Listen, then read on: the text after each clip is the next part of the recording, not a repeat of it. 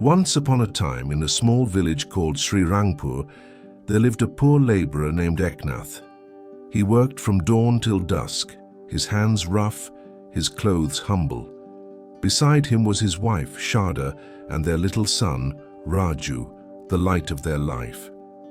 Life was simple and hard. Eknath had one small worry that never left him. He wanted Raju to study and have a better future. Each evening after his work, Eknath would sit by the single oil lamp and count the little coins he had saved. He dreamed of the day those coins would help Raju go to school, maybe to the town, maybe even beyond. There was, however, something different about Eknath. He had lost one eye many years ago and had a small scar on his face. The other villagers noticed this, and through careless children's eyes it became a reason for whispers and distance. The children would not let Raju play with them. They pointed and ran away, repeating words they did not fully understand. "Don't play here," they said. "Your father is strange. He looks scary." Raju was small, but his heart felt the sting. He listened to the laughter of other boys and felt ashamed. The love he had for his father met the cruel mirror of village judgment, and slowly his heart turned cold. He began to avoid his father's company. He answered sharply when his mother told him to be kind. He started to think that his father's face was the reason for everything, the reason he was not welcome, the reason he felt left out. At home, Eknath never scolded his son. He only smiled with tired eyes and kept working. He would tuck a little parcel of food into Raju's hand each morning, whispering, "Go study, my son." At night, when Sharda feared for their son's lonely heart, Eknath would place one small coin into a clay jar and say softly, "One more day, my child. One more day for a better life." Years passed. Raju grew. With his parents' quiet saving and endless hope, he managed to go to the town for college. He studied hard, and in time he finished his course and found work in the city. He learned new words, made new friends, and his world grew wide. Yet something in Raju did not grow: gratitude. He had learned to be proud. He had learned to hide his past like a secret and to pretend the old village did not exist. When his parents came to the town, staying in a small rented room to be near him, Raju felt embarrassed. In a moment of shame and fear of losing status among his friends, he denied them. He told others his father was only a worker. He could not bear the thought that friends might see the man who had saved, given, and sacrificed for him. Eknath and Sharda felt the sharp sting of that rejection, but they did not complain. They loved Raju. They sat quietly in the rented room, cooking his favorite food, hoping that one day Raju would come back to them with compassion in his eyes. Time kept moving. Letters came and went. Weeks turned into months, and months into years. In the city, Raju built a life, a home, a job, and one day a family of his own. He married and had a little daughter.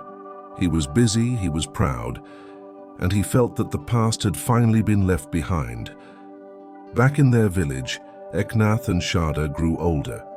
Their steps were slower, their hair more silver.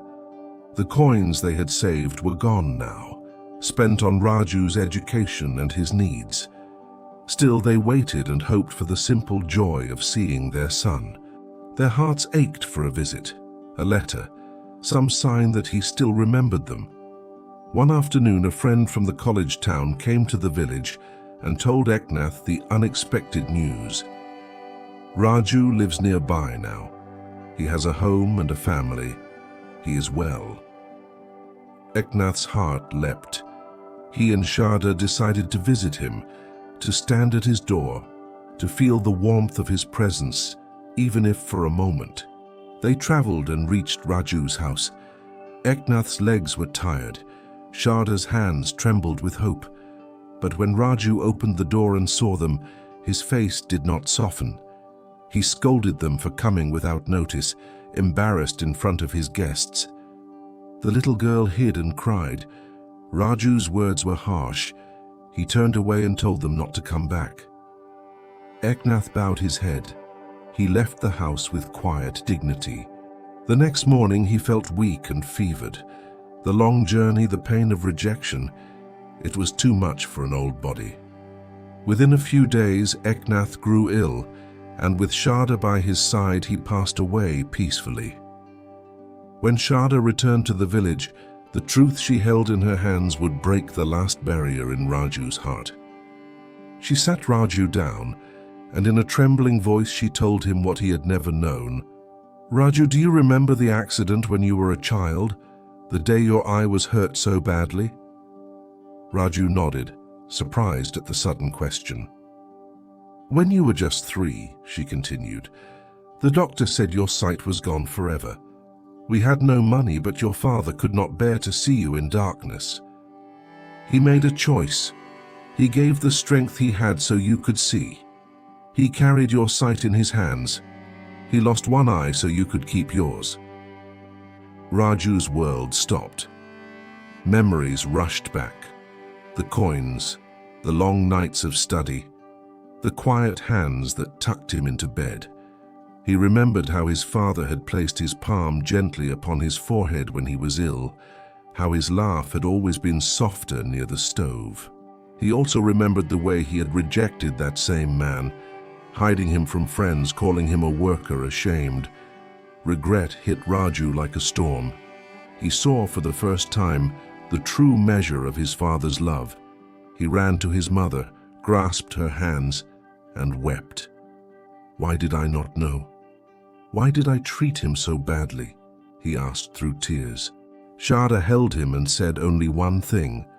"He loved you. He hoped you would have a future. Be the son he believed you could be." From that day, Raju changed. He took his mother into his home, cared for her with a tenderness that seemed to wash away years of distance. He told his little daughter stories about the brave grandfather who had given everything out of love. He visited the village often and spoke openly about the sacrifice he had once shamed. People who had laughed now listened, humbled. Children who had once mocked learned to listen to their elders. Raju taught his friends and his child the value of gratitude and the cost of pride. And so, dear friend, the lesson is simple and true. Our parents may carry quiet sacrifices we may never see. Before you judge, before you turn away, remember to ask and to be grateful. Love once given is not a debt but a gift. Hold it gently. Live with humility. Forgiveness can heal what pride has broken. Be kind to your parents. Treasure every moment.